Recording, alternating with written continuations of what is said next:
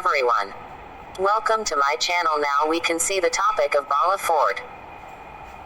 The oasis of Bala owes its prosperity to the Banu Nebhen, the dominant tribe in the area from the 12th to the end of the 15th century.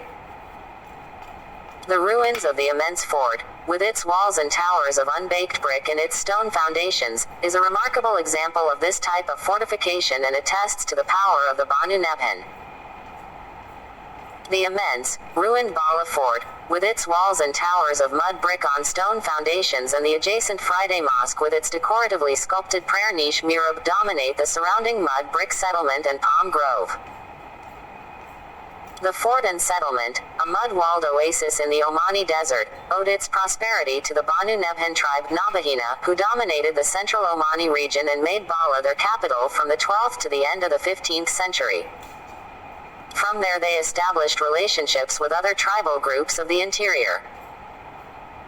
Bala was the center of Ibadism, a branch of Islam on which the ancient Omani imamates were based and whose influence can be traced across Arabia, Africa and beyond. The extensive walled Sur, with sentry walk and watchtowers enclosing the labyrinth of mud brick dwellings and cultivatable land has several gateways. The oasis is watered by the fallage system of wells and underground channels bringing groundwater from distant springs, and by management of the seasonal flow of water.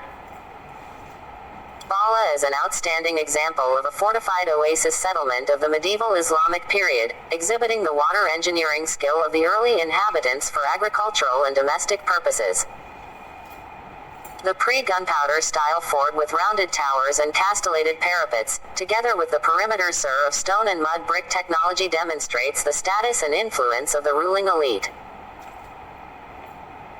The remaining mud brick family compounds of traditional vernacular houses, harats, including Al-Akar, Al-Ghuzili, Al-Hawliya and the associated mosques, audience halls, sablas, bath houses, together with the dwellings of the fort guards, askari, demonstrate a distinctive settlement pattern related to the location of the fallage. The importance of the settlement is enhanced by the Friday Mosque with its highly ornate mihrab and the remains of the old, semi-covered market souk comprising a complex of single-story shops fronting onto narrow lanes, the whole enclosed by an outer wall. The location of the souk placed it within easy surveillance from the fort on its rocky outcrop nearby. Remains of carved and decoratively incised timber doors, shelves and window screens testify to a rich, thriving craft tradition. The Bala Fort and Oasis settlement with its perimeter fortification are an outstanding example of a type of defensive architectural ensemble that enabled dominant tribes to achieve prosperity in Oman and the Arabian Peninsula during the late medieval period. At the time of inscription, it was noted that the Bala Fort and adjacent Friday Mosque were inseparable from the small oasis town surrounding it, and the boundary therefore follows the line of the walled Sur, enclosing the whole oasis settlement. A road cuts across the property. The principal constituents of Bala's architectural ensemble have survived, and together they form an integral and largely complete historic walled oasis settlement and major defensive complex. Comprising mostly earthen structures, however, they are vulnerable to decay and inadequate site drainage and, in the case of the souk, are vulnerable to reconstruction in modern materials. The fallage system and water course on which the settlement depends, together with the historic routes linking the settlement to other towns in the interior, extend far beyond its boundary.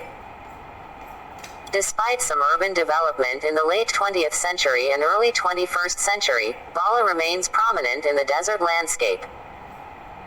Its continued prominence within the landscape and the visual approaches are vulnerable to community development and tourism requirements.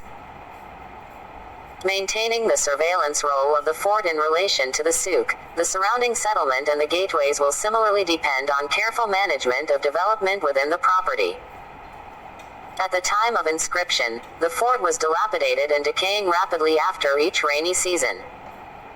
It was put on the list of World Heritage in danger in 1988.